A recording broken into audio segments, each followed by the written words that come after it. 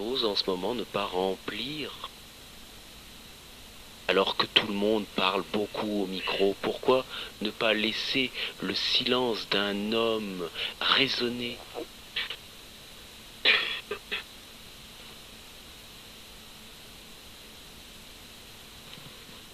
Oui, pour que l'intensité, tant et densité se révèle.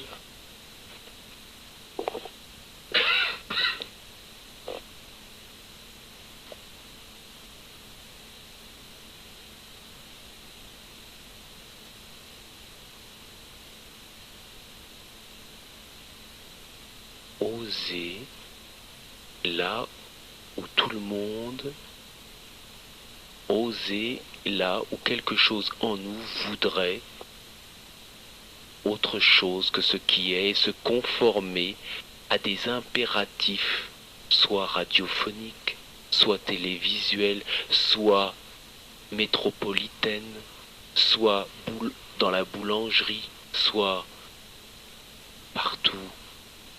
Oser ne pas se laisser emporter par une activité qui serait constamment un encouragement à l'excentricité et non à l'électricité du centre là. Oser être intense à la radio, oser être intense dans le métro, c'est oser être dans l'intensité avec tous ceux qui sont là dans ce studio. Oser être dans l'intensité avec tous ceux qui écoutent. Oser être.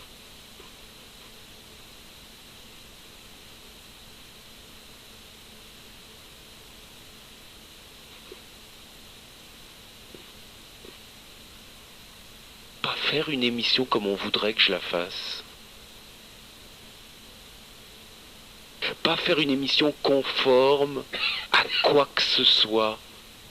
Qui sait ce qui se passe réellement?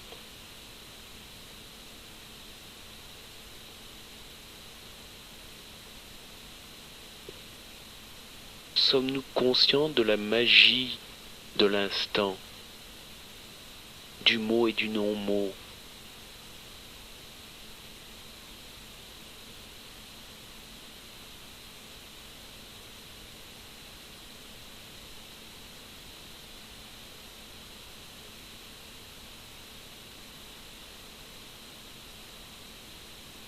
Sommes-nous attentifs que dans l'espace d'un mot et d'un autre mot, ce qu'est un mot?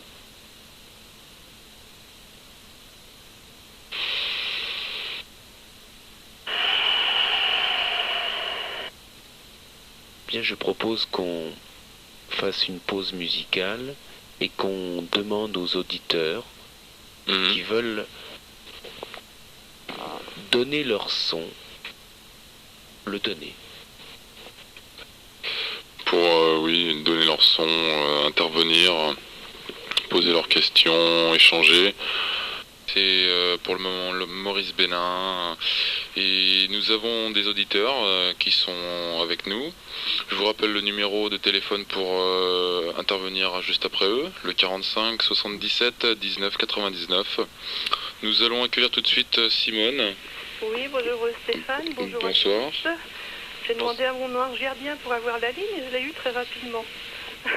Alors je voulais parler à Solaris. Oui, bonsoir. Bonsoir, je voulais dire Solaris d'arrêter ton délire.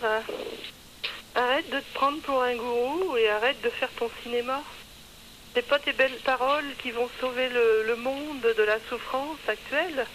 Parce que quand on t'a entendu pendant un moment, on reste sur notre faim, on est toujours, on n'est pas plus avancé pour ça. Alors je te souhaite,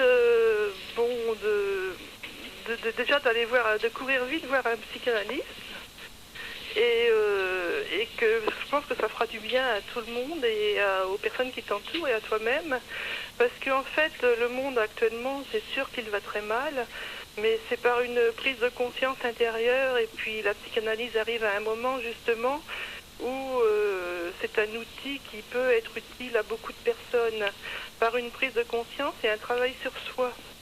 Mais non par des bonnes paroles et par faire le clown comme tu le fais un peu partout. Voilà, voilà ce que je voulais dire, sans rancune, et joyeux Noël à tous. Joyeux Noël.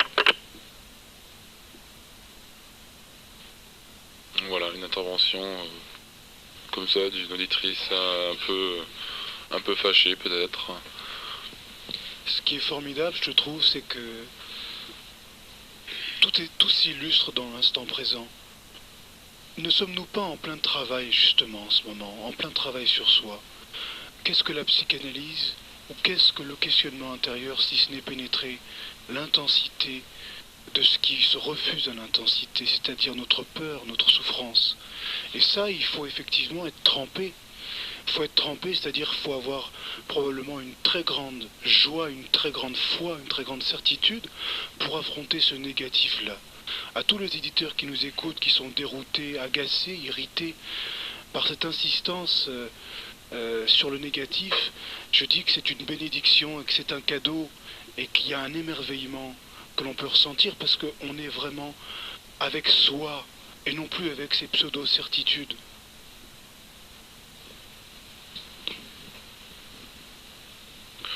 Bien, nous avons Yvette qui est avec nous.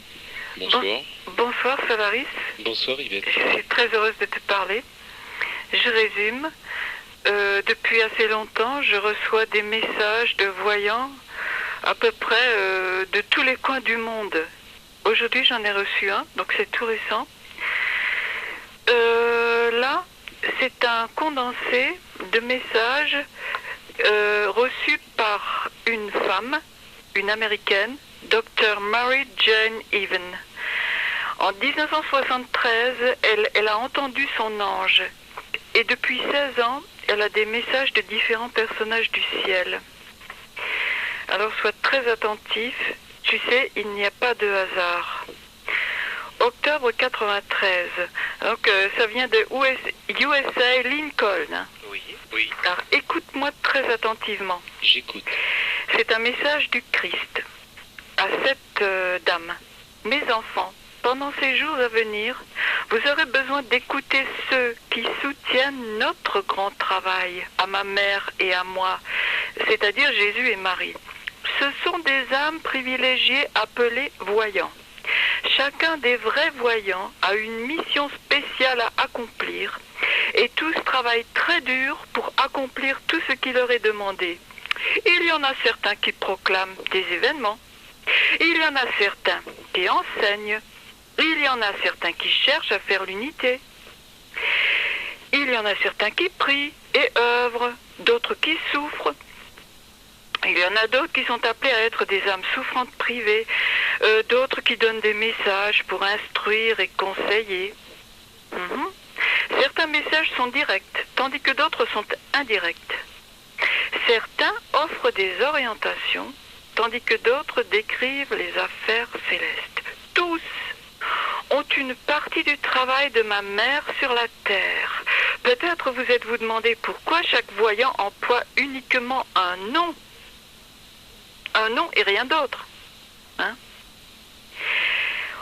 Par exemple, on pourrait les appeler précurseurs de l'avertissement, ou secrétaires, ou encore d'autres titres. Ces missions sont une partie d'un apostolat, une partie du travail que tous sont appelés à faire. Et il en est de même pour chaque voyant, car chaque mission ou chaque tâche a un titre distinct. La plupart du temps, vous ne connaissez pas ces titres parce qu'ils travaillent chacun en privé sur beaucoup d'affaires. Je vous explique ceci pour que vous puissiez mieux comprendre pourquoi les voyants peuvent avoir des titres et des noms. Bon, alors là, je glisse et je prends un autre chapitre tout aussi intéressant. Est-ce que je fais du Larsen, moi? Oui, bien. Bref. Écoute bien. Pendant nos... excuse-moi, oui. Je désire vous conseiller... Chaque année, vous reconnaîtrez un léger changement dans les phases du temps de la Terre. Vous avez reconnu que certaines régions sont plus chaudes et certaines plus froides, certaines plus humides, certaines plus sèches aussi. Ces changements arrivent à cause du renversement de la force de gravitation de la Terre et ont laissé certaines régions sans pluie ni eau. Votre pollution augmente. Il y aura des changements dans l'approvisionnement d'eau, dans les vents, les pluies et les variations de temps. Je pense à cet orage et à de ce soir et à cette chute de grêle. Pourquoi je parle de ceci? Parce que pareille condition est une partie d'un fléau que vous expérimenterez même de façon plus importante dans le futur. Il ne peut plus être arrêté. Ça ne dépend pas de vous, mais c'est le plan du Père éternel pour commencer à faire peser sur vous de graves difficultés de la nature. Et alors je pourrais continuer longtemps. On annonce 3 jours de ténèbres, on annonce beaucoup d'événements marquants dans le monde. On demande, alors le ciel demande la pureté de cœur, de l'esprit, de l'âme. Parce qu'il y aura comme un blocage total de la mémoire. Parce qu'il y aura une espèce de, comment dirais-je, de charme malsain, de charme sournois qui va peser sur les esprits et les cerveaux. Je trouve que, tout comme toi, Solaris, que les gens tricotent beaucoup du cerveau. On pulse énormément d'ondes négatives et de mauvaises pensées. Et tout cela, évidemment, surcharge l'atmosphère de façon totalement dangereuse, je dirais. Alors que tout cela ne sont que des illusions et des rêves flous. Finalement, il faudrait d'abord discipliner son esprit pour être positif et complètement se fondre dans l'instant présent, car seul compte le moment où je dis les mots que je prononce à l'instant. Parle-moi.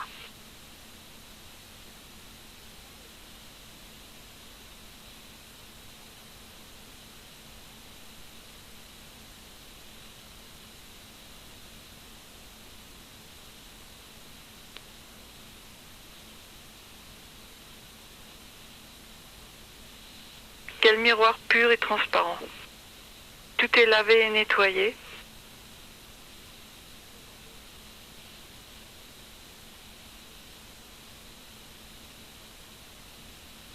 Je regarde au travers du miroir et même le miroir disparaît.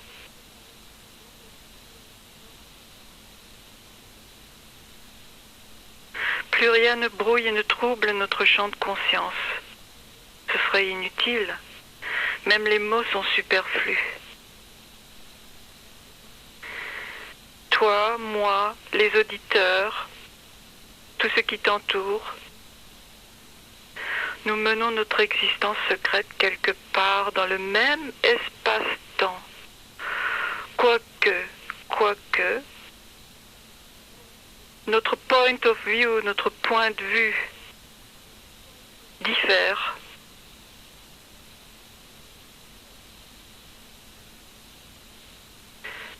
Ton point de vue et le mien ne ressemblent à aucun autre, il n'y en a pas deux identiques.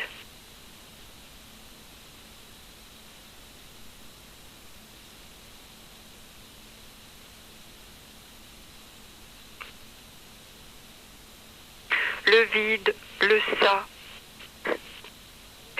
Dieu n'a-t-il pas dit « Je suis celui qui suis être » et tout est dit. C'est le but. C'est le triomphe. On a gagné, on gagne. Maintenant, là, tout de suite. Le présent est vie qui pulse. Mais on ne peut même plus le dire puisqu'on ne peut plus parler.